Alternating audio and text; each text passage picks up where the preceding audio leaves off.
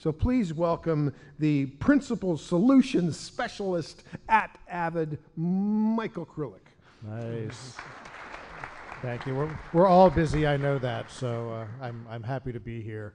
Yeah, Media Composer First was introduced, I guess, well, a couple years ago, and it sort of went on a back burner for a little while and finally came back to light and was released in June.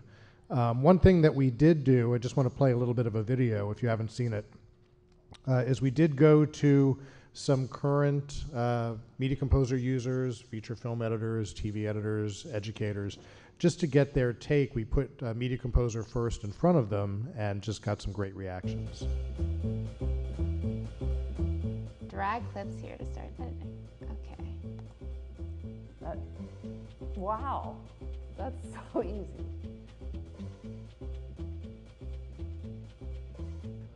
Wow, neat. Totally seems like Media Composer. It seems really cool. I could probably cut Better Call Saul on this, cut Breaking Bad on this. God, and it's free. Wow. Wait, this is free?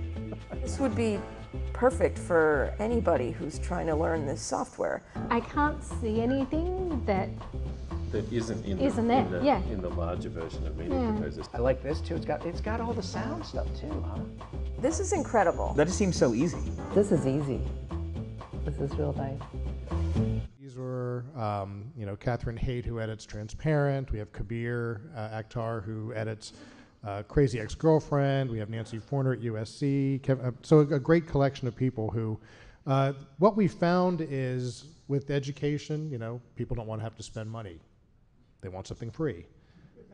We have editors who've been using Media Composer for years who have children or relatives or people who are like, I want to learn to do what you do. How do I do that? Oh, I'll spend $1,500 on some software. Nope, we can't do that.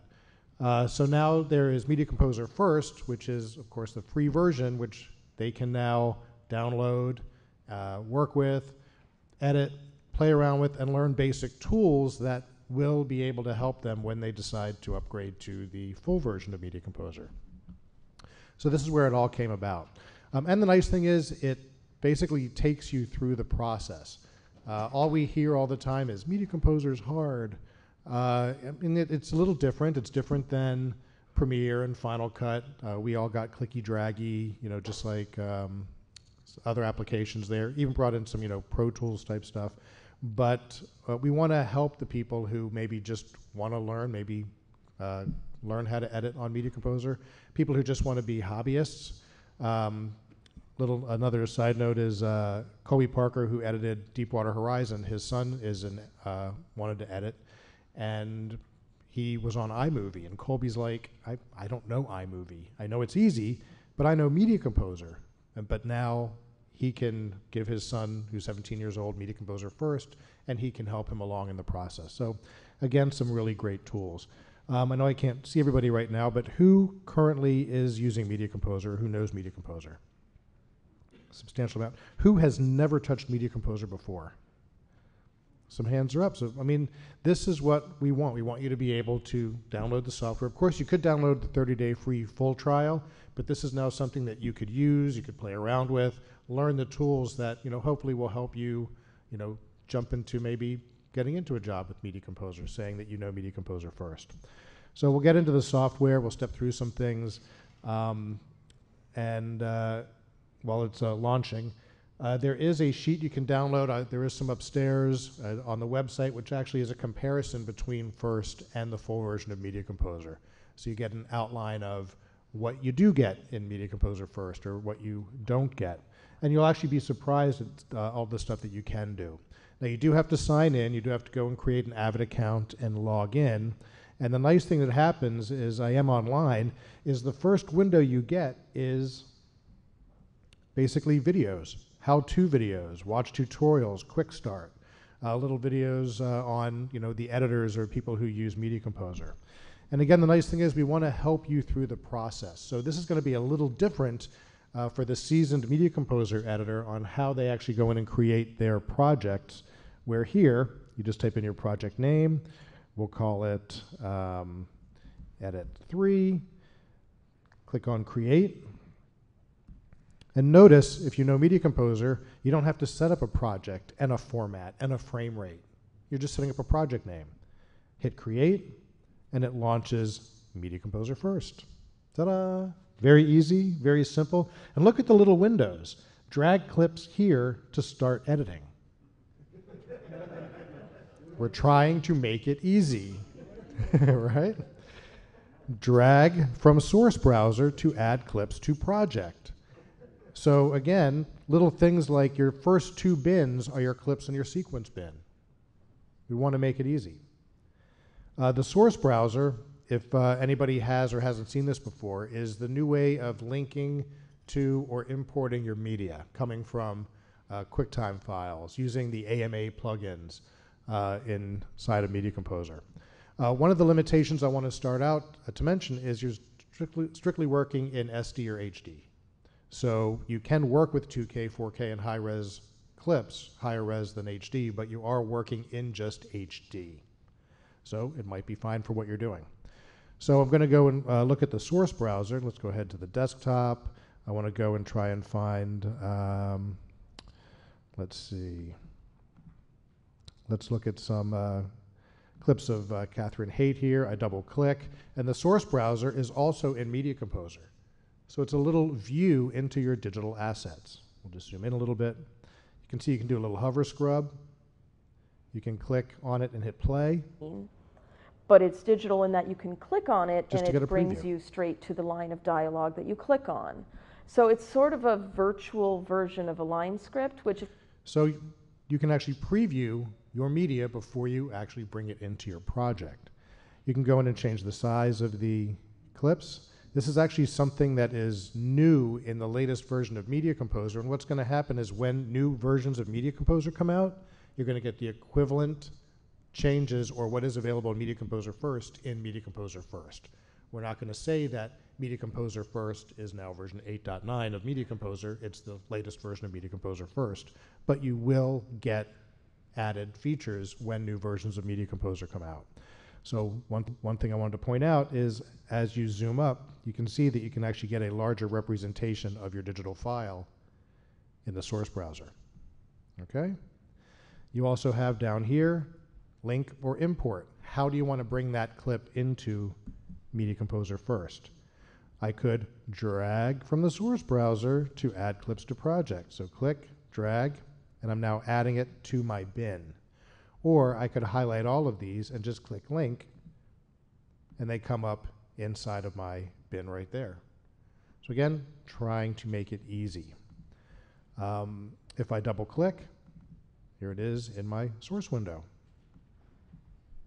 It's more specific and more, well, it's obviously it's a digital file and it's linked to the footage. And then if I want to edit, of course, you have your I and your O on your keyboard or marking in and out.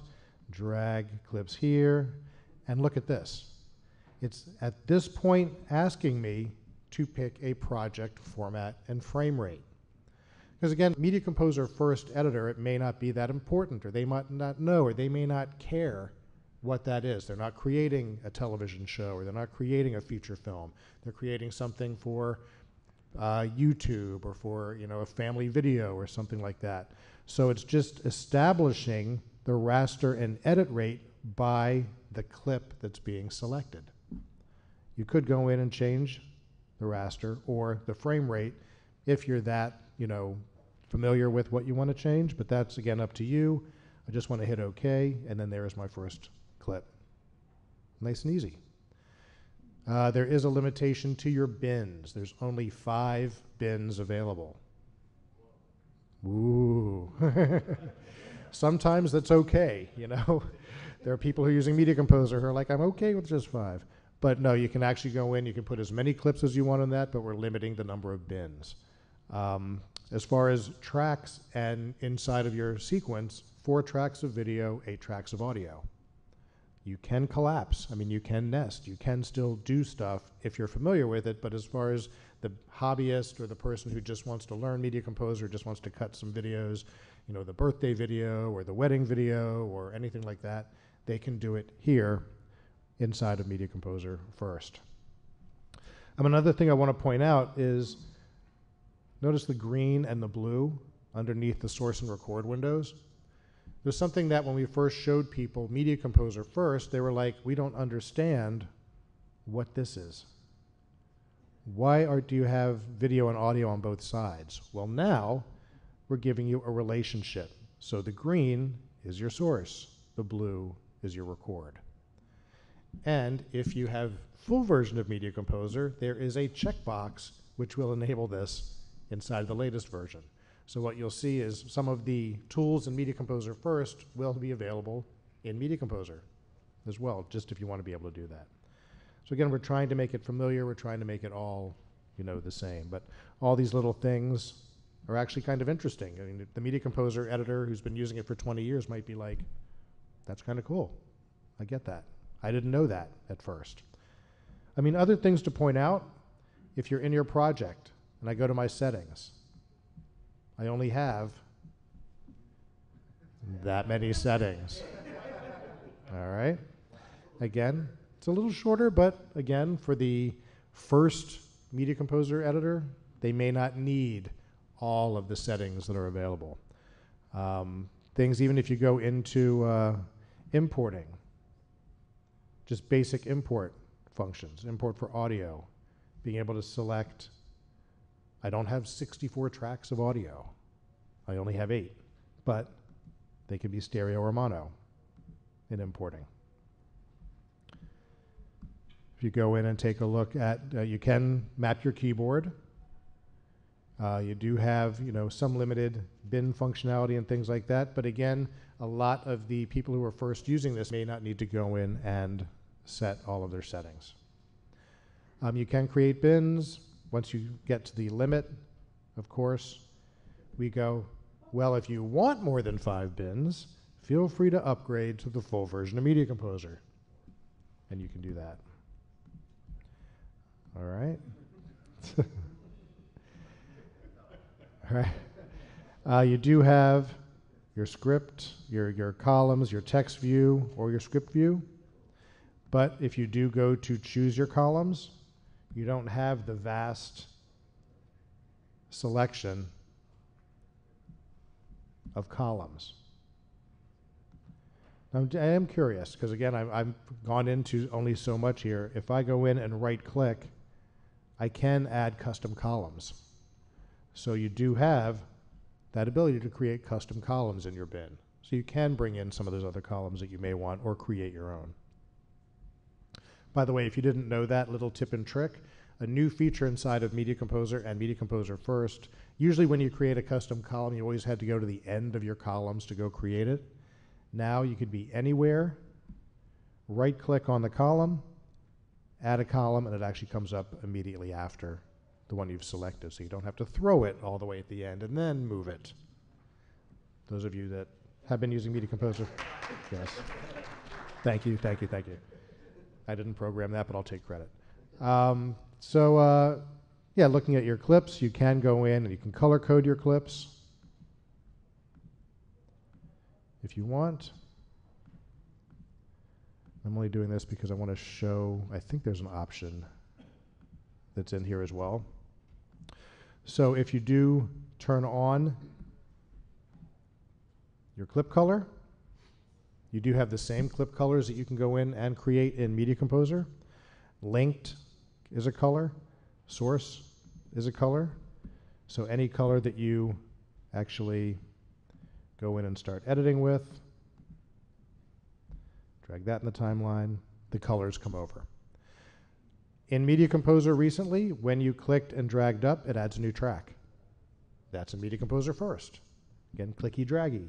You can still do the Command Y or Control Y or U as well, but you can also drag and drop and just slide up to add new tracks in your timeline. All right, we'll add a couple more. You do have your Smart tool. You can go in and lasso for trimming. All right. And I just want to see, yes, this is actually kind of cool. If you didn't know this, and again, Media Composer First and Media Composer, there are new tools that allow you to select to the left, to the right, clips with the same source clip color, no source clip color, offline clips, clips with the same local clip color, or reverse.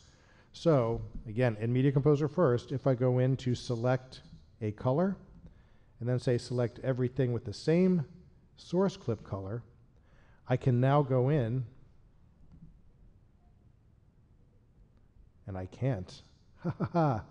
Something you can't do in Media Composer first is create a sequence based on your clip colors. But you now have selected just those in that clip color that you can go in and move around. All right? Another important thing here that I want to point out, again, still something that you can do in Media Composer and Media Composer first, is if I move something with my audio waveforms on, look at that. It's now ghosted. You can see the audio waves now, so if you are trying to match something up sound-wise, you can actually see it.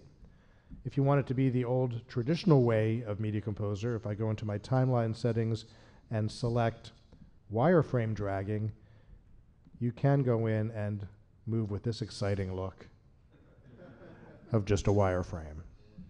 Boring. Right. So anyway, just a couple things there. So we're going in, we're doing some editing. Let's see what other Media Composer first things here. If I want to go in, you can do group clips. So if I take these two takes right here, they're two different angles of Catherine.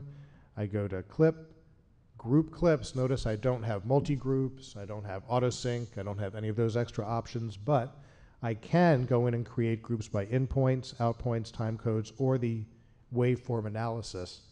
So if you don't have time code and you just have audio, it'll actually create the group clips by the audio waveform.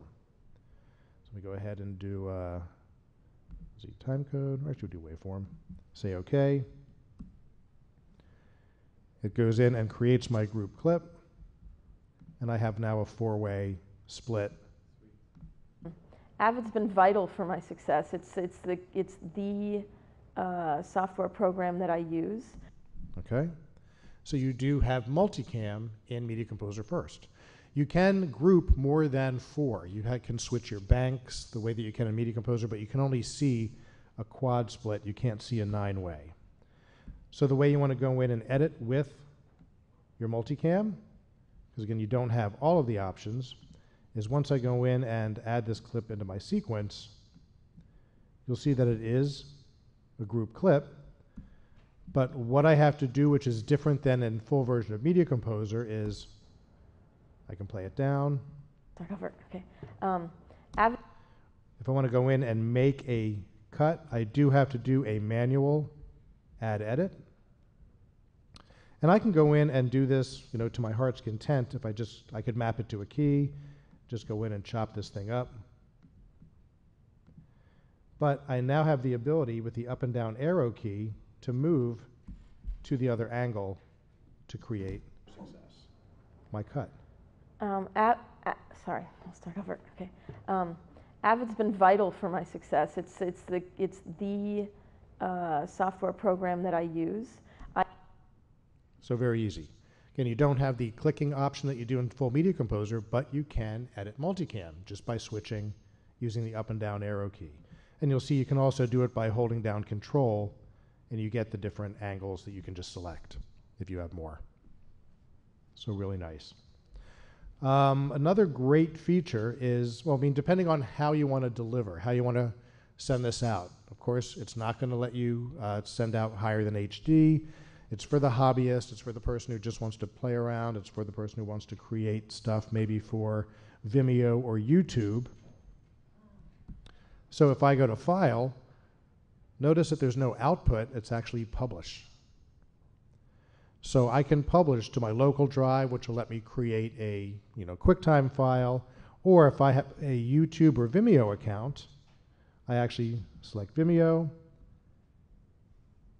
It's going to bring up a template that you can actually create with your audio. You can choose the codec you want. You can choose quality, your stereo tracks, whatever you want. And I actually am logged in already. So all I have to do is say, OK. It's now going to go and publish that right to Vimeo. Kind of cool, all right?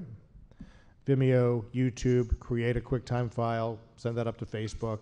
So again, we want to make this easy for, I mean, how many Media Composer editors are like, oh my God, how do I have to send this? What are the settings I have to create to do this? Well, for Media Composer First, you don't have to do that. You actually can create your format. It's just going to go and now go to my Vimeo page, which is great. So again, you can take your 2K, your 4K. So if you are shooting 4K on your iPhone and you take that video and put it in here, you do have frame flex in Media Composer First. So again, for the somebody who may be in Media Composer First who wants to go and do that, you do have some of your source setting options. So if I bring up Kate or Doc here, and I right click, I do have source settings. So even in Media Composer First, I have different field ordering. I do have lookup tables. I have frame flex, and I can even choose my frame rate to be either by the clip or by the project. So again, the Media Composer First editor may not necessarily want to do that, but I can still go in and frame an area of interest in frame flex in Media Composer First if I want. Let me bring up a sequence here. And I want to show you a really cool tool which is in Media Composer that some people may not know about, but it's also in Media Composer First. It's called audio ducking. Has anyone used it or know what it is? Audio ducking. All right, to make sure I enunciate. So if I have my audio tracks, and again, you have your waveform caching. We introduced this in Media Composer 7, so you don't have to wait minutes, hours, however long for your waveforms to draw up. So you do have waveform caching. But there might be times when you're playing a sequence or something that you've cut.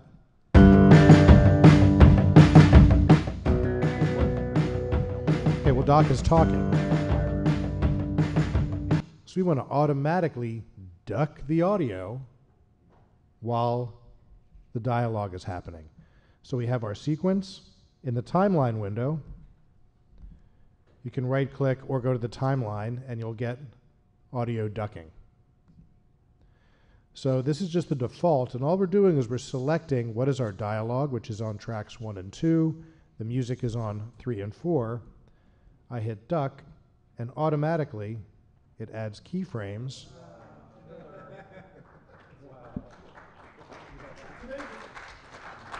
Insert applause here. It was particularly helpful with, we had these big choir room seats on Glee where there'd be. Now again, it's going to get you part of the way there. You can actually change any of the parameters. You can go in and grab the keyframes and move them here as well.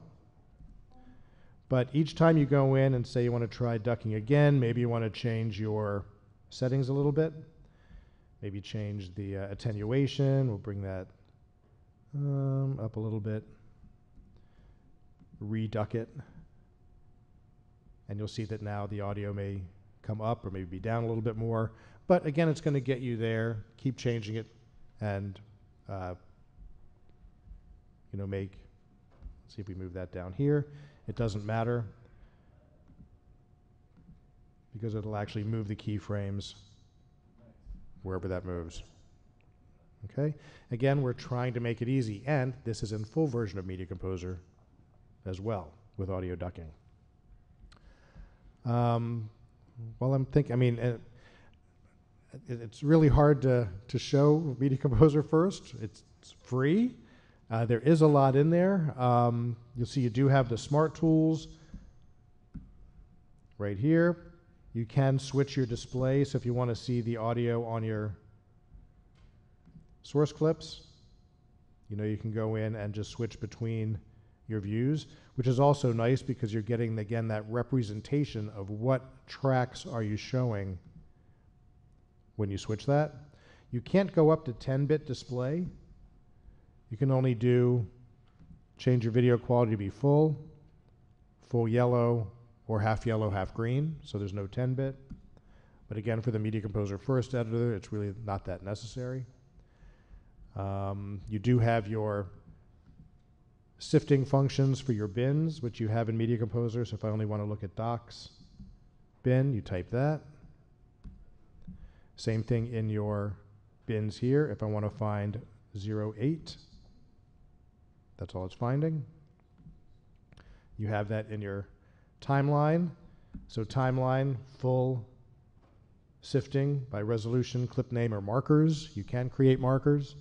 So you can just see how in-depth you're collapsing your tracks, how in-depth Media Composer First really is when you start diving into all of its capabilities. Are there any questions? Can you share a project with Media Composer? Great question. Can you share a project with Media Composer? And the answer is no. It's funny because when we first showed this, I had people coming up at NAB saying, oh, this is great. I can put, you know, in my facility, all the producers on Media Composer First. And I'm like, no, no, no, no, no. You're not going to build my facility first, you know, my free facility around Media Composer First. It's a great tool to teach. It's a great tool to, you know, again, give to somebody who's like, I want to learn how to, you know, cut on the software that they use to cut Star Wars. You know, it's the same software pretty much. I think there is, you can open up Media Composer First projects and Media Composer First. You cannot connect this to Nexus or a shared storage system. You can, when you upgrade, move whatever project you have here to the full version of Media Composer. So that will work. But you know, I don't know if at some point there will be an option to be able to allow you to exchange stuff like that. But again, we're trying to keep it in its own free little world. Correct. There's no XML, no exporting options. The only exporting and output is file or Vimeo or YouTube.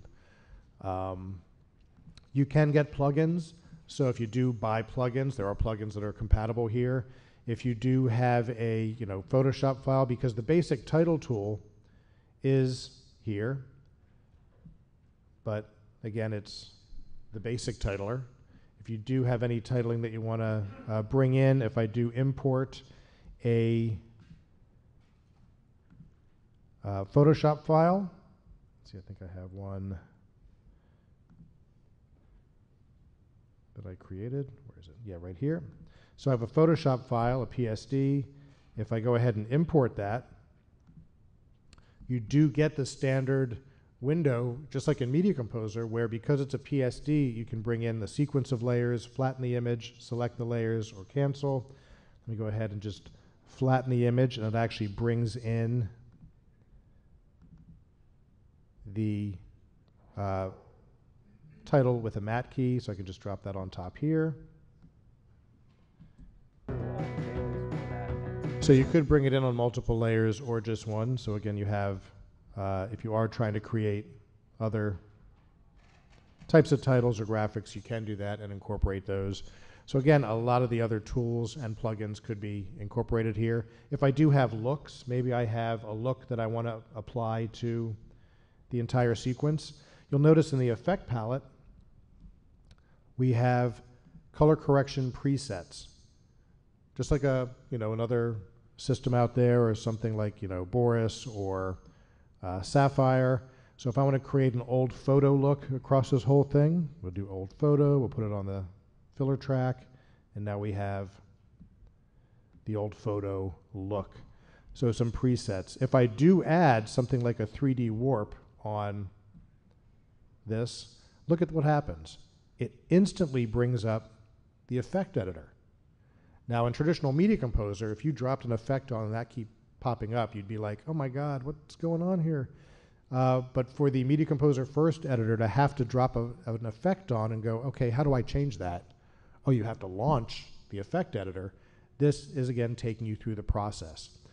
Oddly enough, in the latest version of Media Composer, there's a checkbox where you can enable this in the full version of Media Composer, so that every time you drop an effect on, the effect editor actually comes up. You have the advanced keyframer.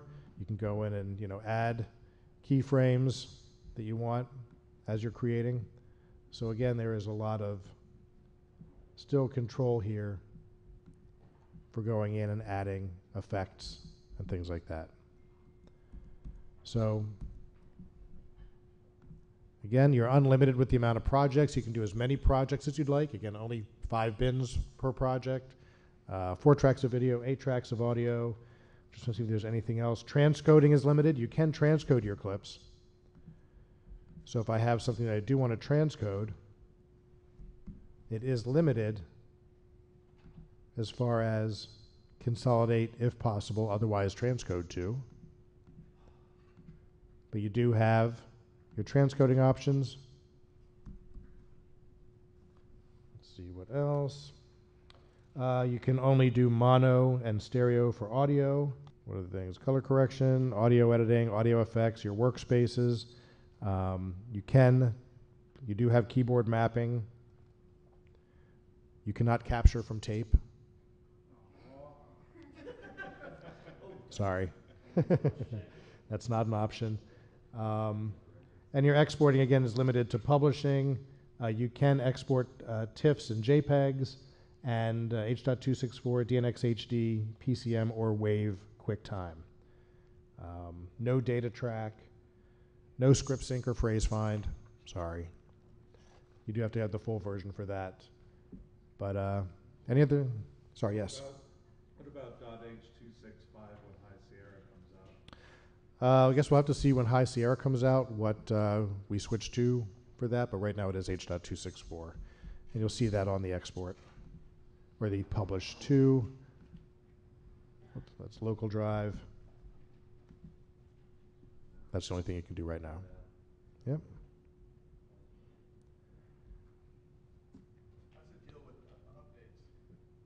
Updates are actually dealt the same way Media Composer is. Again, you're logged in to your application manager. So what will happen when a new update comes up, you just go to when you're logged in. It'll come up and say that the new version is ready for update, and it'll actually download and install that for you. How much is the full version? The full version of Media Composer you can actually purchase outright for just under $1,300. It's everything, and the nice thing about if you buy the full version, you get a year. It's a perpetual license, so you keep it as long as you want. You get an update of software. We're doing updates every month, basically, whether they're features or bug fixes or whatever. There's an update every month, and the nice thing is, after that year, if you buy the next upgrade for $300, you get another year of updates and support. So it's nice to stay on that, or you could also do the subscription for anywhere from $40 to $70 a month. But that's not the perpetual license that you'd be able to upgrade. So we do offer different versions. You can still get a dongle for the full version as well. I think they're $400, and you can still get a dongle and move that, use that, so you don't have to worry about being online for licensing. Nick, can we bring the house lights up? Yeah. Thanks. Yes. Time for one more question, then you'll have to talk to Michael during the break. Yeah. Okay, if you've downloaded this and you've decided you want your old version back, just so you know, you cannot co-install Media Composer and Media Composer First on the same system. So I would have to uninstall this. Right. They'd have to be uninstalled. You'd have to wipe it as far as Media Composer and then install Media Composer Yeah, you first. got to remember who this is for. So. Yeah. But even if I had an older version, it would install it, and I'd have the complete version then again. Right. If you wanted to, if you had an old version and you wanted to try this out, uninstall your old version, install this, and then uninstall this and reinstall your old version. Yeah. Quickly, Jason. So just to confirm, I think you mentioned this, there is a plan that if you start a project in Media Composer First, there's a one way to go to Media Composer but not back. Correct. Right. If you're working in Media Composer First and you're like, hey, I want all of the tools and I want to, or maybe work with other people, you click on the upgrade, it'll upgrade it, give your credit card, upgrade it, it'll be the full version, and then your project will move up into the full version. And you can do that with the subscription too, right? Not just buy the Correct. whole, okay. Yeah. All right, we have to move along, so please thank Thank Michael you. Krulik.